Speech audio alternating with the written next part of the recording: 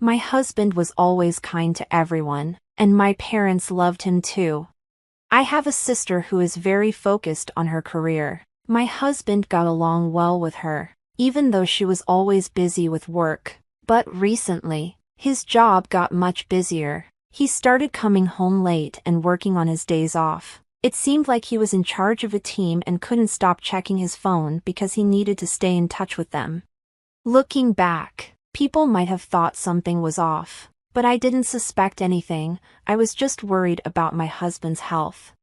My sister, who lived alone, needed to move because of her new job and wanted to buy furniture for her new place. I planned to take her shopping in my car, but on that Saturday, my boss called me in for work. It was the only day off my sister had. As I tried to figure out what to do, I remembered that my husband was off work that day. Even though he had been very busy, I decided to ask him if he could help. He agreed to help out and said, "It might be a bit awkward with your sister, but it's fine. My car is in the shop, so can I use yours?" I was thankful for his help and went to my office to handle the issue. It was the first time my husband and sister were out alone together, so I wondered how they were doing and if they had found the right furniture.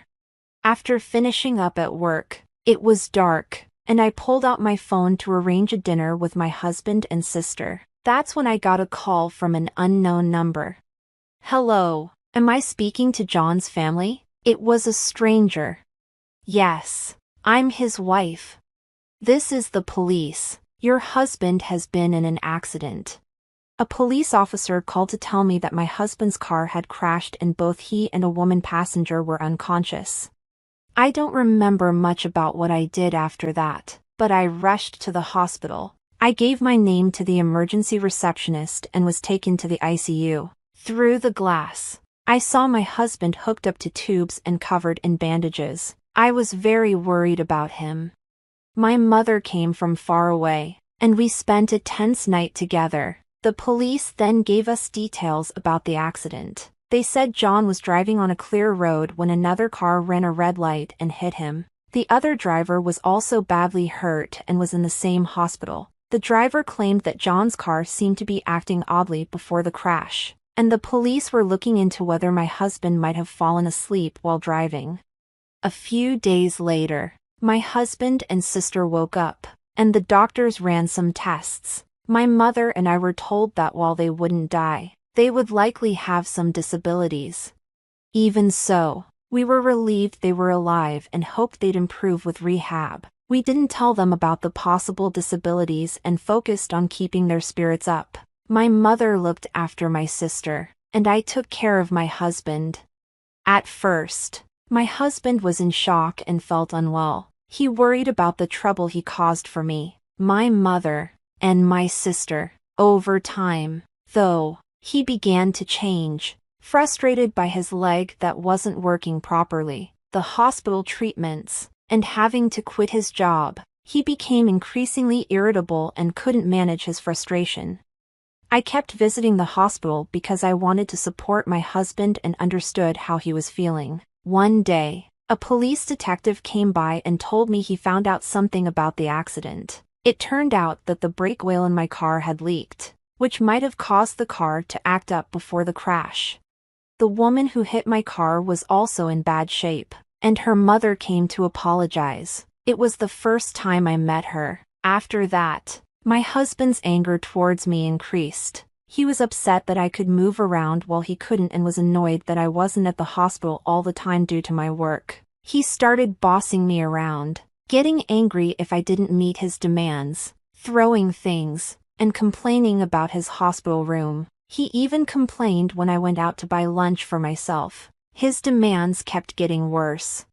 I felt sorry for my husband, but I had to work to support us, and I was busy with tasks like dealing with the police and the hospital. I barely had time to rest. My husband's behavior was becoming too much to handle, and I felt trapped. My sister seemed just as stressed, and my mother was getting more exhausted. I heard that my sister was making even more demands on my mother, who wasn't working.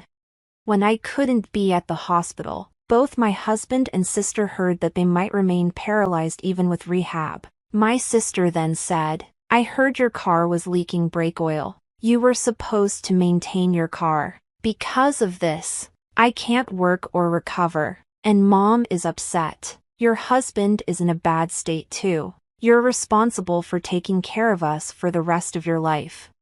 My sister blamed me so harshly that I was shocked. I called my mother, who told me that my sister had been struggling mentally for a long time and that she was too tired to visit the hospital. Still worried about my husband, I went to the hospital and found him with my sister in the common room, which was nearly empty because visiting hours were almost over. My husband glared at me and said, "If you had taken the car for inspection, none of this would have happened." I've been married to my kind husband for 3 years, and we live together happily. We were very close and hoped to have children someday. But then something unexpected happened.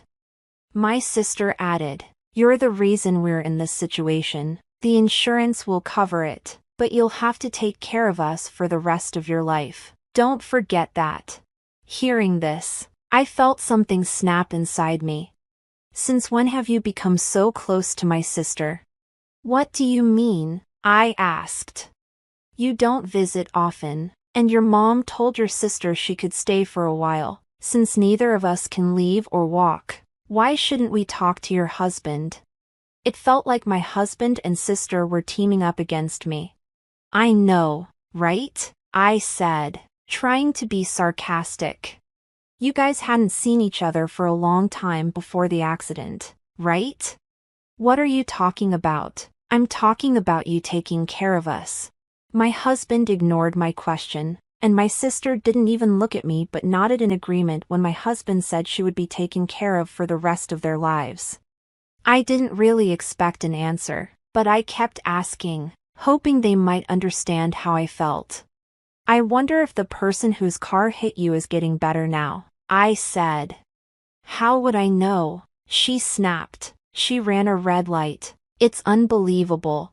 Exactly. You can't imagine how scary it was. We really need to get some compensation from her. I was so close to a promotion too. If I hadn't stepped in, they'd just keep complaining. I think it's time to reveal the truth. There's something I need to tell you. What is it? I had my car inspected before the accident. Really? Then the dealer should be sued. They should have known about the brake oil leak. I know, right? So you know, right after the accident, the police called me. They wanted to check what caused the accident, so they asked to see my drive recorder. But that old recorder doesn't record sound and only starts recording after the accident, so it's useless. I see. It's just like I thought. You didn't know I got a new drive recorder?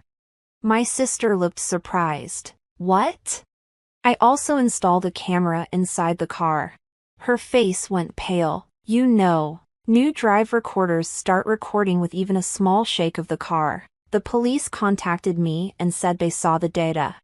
My husband looked confused, and my sister looked so pale she almost collapsed. You were up to something, weren't you? I asked her. What do you mean? Did you do something to the car? My husband was panicking. And why do you talk to my sister like she's your girlfriend? Oh. My husband stopped talking. I had mentioned earlier that the new recorder could start recording with a slight vibration. So many intimate moments between them were captured. I was so embarrassed when the police asked if it was my sister who was in the car with my husband. My husband's face went white. You two have been having an affair all this time? I was completely fooled. Not knowing what to do, my husband started blaming my sister. Mary isn't the only one at fault here. Just then, the mother of the woman who crashed into my car arrived at the hospital room. I had invited her to come. Don't you have anything to say to her? My sister was shocked by the woman's sudden appearance. Who's this? She's the mother of the woman who crashed into you. She should be the one paying for all this. Seeing the woman in tears, my husband stopped talking. She's the mother of the woman who hit you. She's also the mother of the woman who was your victim. Her name is Alice. I'm sure you know who she is." When my husband heard the woman's name, he went completely pale, and my sister started to panic. "What? What's happening? Do you know the woman who was driving the car? So they knew it was your car and still crashed into it. Who is she?" My husband looked lost for words. I decided to explain to my sister. She was having an affair with John. He promised to divorce me, but he never did. When Alice claimed she was pregnant with his child, John told her to get an abortion. After that, she couldn't reach him and wanted to get revenge on me. Wait, so that means... Right, you were in the wrong place at the wrong time. I can't believe I let this ruin my life, my sister said, groaning. The truth is, no matter how much you cry or scream, there's nothing you can do about it, I said firmly.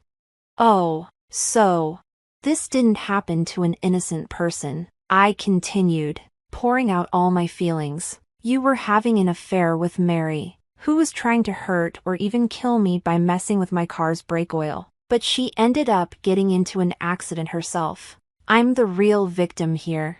I would have tried to work things out if you had apologized and told me the truth while you were in the hospital, but you never showed any remorse. Instead, you treated me badly. Remember how we signed divorce papers right after we got married? I never thought I'd use them, but I've filed them today. We're officially divorced. Goodbye. After saying everything I needed to, I left the quiet, dark hospital feeling relieved to have finally expressed my anger. My mother, however, was deeply shocked by the truth. She was upset not only by my sister's betrayal but also by the burden of having to care for her disabled daughter alone.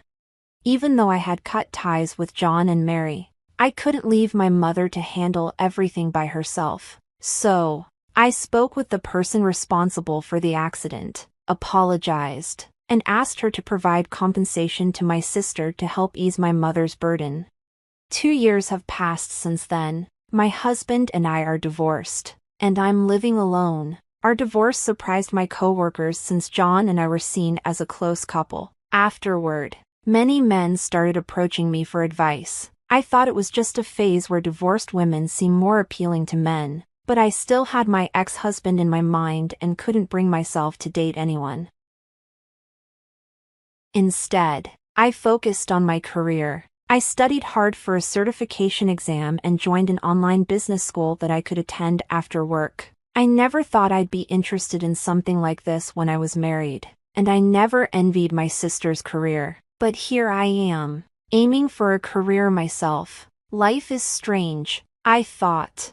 Meanwhile, my ex-husband moved back in with his parents but is seen as a burden by them. His relatives blame him for his bad behavior and how he treated me. I hear he's struggling mentally, acting violently, and causing a lot of trouble for those around him.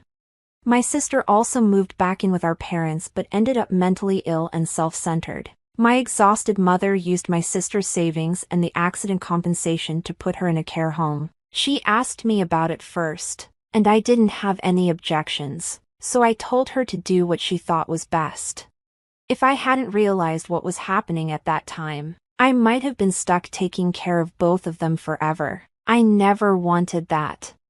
I passed the certification exam I was aiming for and moved to a department where I could use my skills. I got close to the teacher from the online business school, and we're about to get married. He's not just kind to everyone but very kind to me. When I come home late from work, he comes home early to cook dinner for us. I cherish this small happiness, and I look forward to coming home to him.